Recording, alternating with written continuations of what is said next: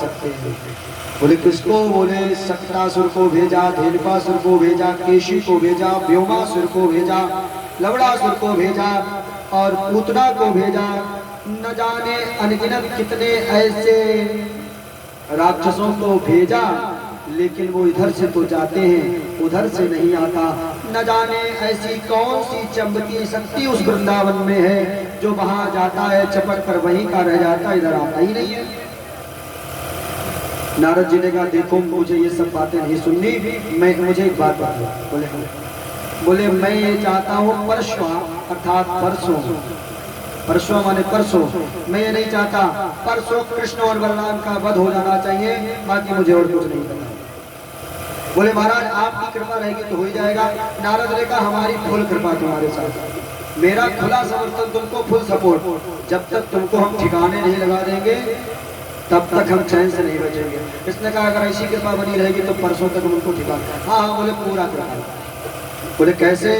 बोले मेले का आयोजन करो, धनुष टीका रखो और कुबलिया पीड़ हाथी से मर जाएगा और बचा खुचा और जो पहलवान है सलतोषण चारूण मुष्टिक ये मार देंगे, अगर फिर भी बच जाए तो अपने शत्रु को अपने हाथों से मार देना। उसने कहा हाँ आपने ये बात तो बहुत अच्छी कही।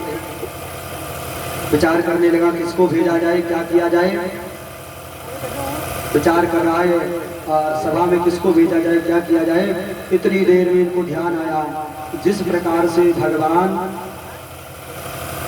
के परम भक्त विभीषण रावण की लंका में रहते थे, जिस प्रकार कौरवों की सेना में भगवान के परम भक्त विदुर जी रहते थे, ठीक इसी प्रकार से कंस की मथुरा में भगवान के परम भक्त हैं, नाम है इनका अक्रूर। क्या नाम है? अक्रूर। भगवान के परम भक्त हैं, बड़े रसिक भक्त हैं, भगवान की बड़ी सेवा पूजा करते हैं। कंस समझ गया, कंस बड़ा नीतज्ञ था। कंस ने मन में विचार किया अगर अक्रूर को भेजूंगा तो कोई शक भी नहीं करेगा। बोले ठीक है। रात्रि के समय अक्रूर को समझाया, अक्रूर को बताया, अक्रूर से कहा भैया अक्रूर, अक्रूर ने कहा, अक्रूर से कहा जाओ तुम चले जाओ। बोले कहाँ? बोले वृंदावन। बोले वृंदावन किस लिए जाएं? तो उसने अक्रूर से कहा देखो अक्रूर में बात को छिपा नहीं रहा हूं, मैं स्पष्ट बता रहा हूँ। बोले क्या? बोले मैं स्पष्ट बात आपसे बता रहा हूँ। अक्रूर ने कहा बताइए। बोले सुनिए देखो जो आकाशवाणी हुई थी, आकाशवाणी ने कहा था अस्यस्तमष्टमो गर्भो, देवली का 8वां गर्भ तेरा काल होगा और वो 8वां गर्भ नंद और यशोदा के यहाँ पल रहा है। जो नंद और यशोदा का लाला है वो नंद यशोदा का लाला नहीं, तो देवकी का लाला है, देवकी और वसुदेव का लाला है। इसलिए मेरा परम शत्रु है और तुम उसको लेने चले जाओ, लेकर आना, मेला देखने में बिजी हो जाएगा और कुबलिया के हाथी से मरवा दूंगा। अगर बच जाएगा तो सलतोषण से चारों ओर मुष्टिक मार देंगे, अगर इसके बाद भी बच जाएगा तो मैं अपने हाथों से उसको मार दूंगा। अक्रूर जी को बड़ी हंसी आई। अक्रूर जी ने कहा महाराज क्यों इस जन्म मृत्यु से क्यों डरते हो? अरे मृत्यु तो एक ना एक दिन सबको ही आनी है, आया है सो जाएगा, राजा रघुवीर। इसलिए मृत्यु से मत डरिए, मृत्यु को अपना मित्र बना के रखिए, मित्र बनाकर रखिए। और देखिए मेरे प्यारे ध्यान दीजिए, जब हमारा आपका जन्म होता है तो हमारे आपके जन्म के साथ मृत्यु का भी जन्म होता है।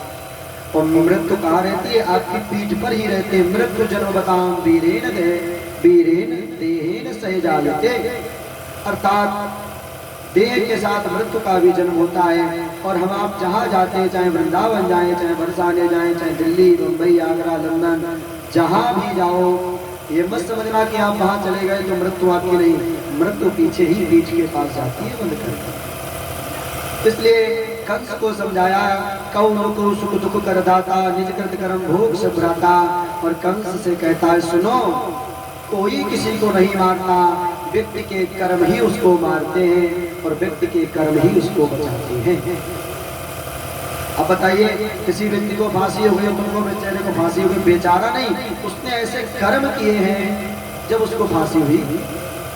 इसलिए कहा, कंस से कहा भैया ये मृत्यु से मत डरिए, मृत्यु तो एक ना एक दिन आना ही है, काल कवलित होना ही है, इसलिए मृत्यु से मत डरिए। और सुनिए, वो तो जगत के मित्र हैं, वो किसी के शत्रु नहीं है। कंस ने कहा, सुन ये क्रूर, मुझे ज्ञान मत दे। अरे ज्ञान मेरे पास खुद बहुत भरा पड़ा है, अगर तुझे जाना या नहीं जाना। अगर जाना है तो ठीक जा, अगर नहीं जाना है तो ज्ञान मत दे। सुन, अगर जाएगा तो लेकर आ जा, अगर नहीं जाएगा तो अपनी तलवार खींच ली। बोले इस तलवार से, तलवार खींच ली और तलवार से कहा, इस तलवार से तेरा धड़ सर से अलग कर दूंगा। अक्रूर जी ने मन में विचार किया, अच्छा। अक्रूर जी ने कहा, जब नाश मनुष्य मर जाता है, पहले विवेक मर जाता है, इसलिए मन में विचार किया, अब इसका अंतिम समय आने वाला है। कहा, कोई बात नहीं, मैं लेके आता हूँ। बोले तेरे हाथों से मरने से अच्छा है वो कृष्ण और बलराम को लेकर आओ। अक्रूर ने कहा, ठीक है महाराज जी, आपकी आज्ञा सर आंखों पर, मैं उनको जाता हूँ, मेला देखने के लिए लेके आता हूँ। बोले हाँ जल्दी जाओ, मेला देखने के लिए लेके आओ। और ध्यान देना सज्जनों, अक्रूर जी प्रातःकालीन मेला हुई है, रथ सजाया और रथ सजाने के बाद अक्रूर जी चल दिए मथुरा से वृंदावन की ओर। जैसे ही अक्रूर जी का रथ चला है, अब देखिए मथुरा से वृंदावन की दूरी 12 किलोमीटर की है। आप मथुरा स्टेशन से चलेंगे वृंदावन, जब आप मथुरा स्टेशन से चलेंगे तो वृंदावन कटल्ला चूंगी चौराहा जो है वो 12 किलोमीटर पड़ेगा, और अगर आप बिहारी जी मंदिर जाएंगे वो तो आपको 13.5 किलोमीटर पड़ेगा, अगर आप स्टेशन से जाते हैं तब। अगर कोई व्यक्ति पैदल चले तो 12 किलोमीटर 1.5 घंटे 2 घंटे में चल सकता है आराम से, क्योंकि हम वृंदावन की परिक्रमा जब देते हैं, प्रायः प्रतिदिन ही देते हैं, तो वृंदावन की परिक्रमा 12 किलोमीटर की 1.5 से 2 घंटे में दे डालते हैं। 2 घंटे लगते हैं परिक्रमा करने में। वृंदावन की परिक्रमा 12 किलोमीटर की 2 घंटे लगते हैं, कोई आराम से भी चलेगा तो 3 घंटे 4 घंटे 5 घंटे 4-5 घंटे में तो पहुंच ही जाएगा। क्यों लाला जी? राम राम राम राम, पहुंच जाएगा। पड़ोसी सोने लगेगा, बनियान वाले राम राम, दिखाई दे रहा। हाँ, इसलिए सावधान रहना, सबको नजर में रखा हूँ प्यारे, ये मत समझना पंडित जी मैंने देख रहे। राम राम, ध्यान दीजिएगा शब्दों पर। अगर कोई व्यक्ति पैदल जाएगा तो कितनी देर में पहुंच जाएगा? 2-3 घंटे में, 2 घंटे 3 घंटे में पहुंच जाएगा। मोहित मामा कितनी देर में पहुंच जाएगा? और 2 घंटे में 3 घंटे, चलो 2-3 मान लिए। लेकिन अक्रूर जी को कितना समय लग गया? अक्रूर जी रथते से सूर्य उदय के समय चले हैं और सूर्य अस्त होने वाला है, लेकिन अभी वृंदावन नहीं पहुंचे। क्यों? क्योंकि इनकी प्रेम की समाधि लग जाती है। बोलते हैं ऐसा मैंने कौन सा पुण्य कर्म कर दिया जो कन्हैया मुझे, जो मुझे प्रभु के दर्शन हो जाएंगे। समाधि लग जाती है तो घोड़े चलने लगते हैं। कहने का भाव, सायंकालीन बेला जब हुई है, गोधूली बेला। गोधूली बेला समझते हैं? गोधूली बेला समझते हैं? काली टी शर्ट बताओ, गोधूली बेला किसे कहते हैं? तो कितने बजे? शाम को 5-5:30 बजे के बाद जब गाय चर के आती है, 6 बजे का समय मान लीजिए, गाय जब चर के आती है और उनके चरणों से जो धूली निकलती है वो जो सूर्य पर निकल पड़ती है, उसको हम कहते हैं गोधूली बेला। शाम को 6:30 बजे, 6:30 बजे के समथिंग, 5:30 से 6 बजे के समथिंग गोधूली बेला होती है। उस गोधूली बेला के समय अक्रूर जी का रथ नंद जी के महल में प्रवेश किया। नंद जी के महल में जैसे ही प्रवेश किया है, नंद जी ने देखा आज अक्रूर जी आए हैं। अक्रूर जी को देखा, स्वागत किया, घर ले गए और घर लेकर जल पान इत्यादि कराकर अक्रूर जी को बैठाया।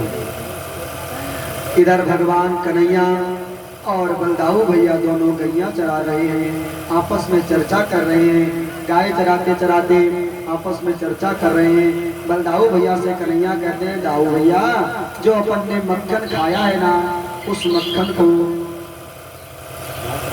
जो मक्खन खाया है अपन लोगों ने, उस मक्खन की शक्ति दिखाने का समय अब आ गया है।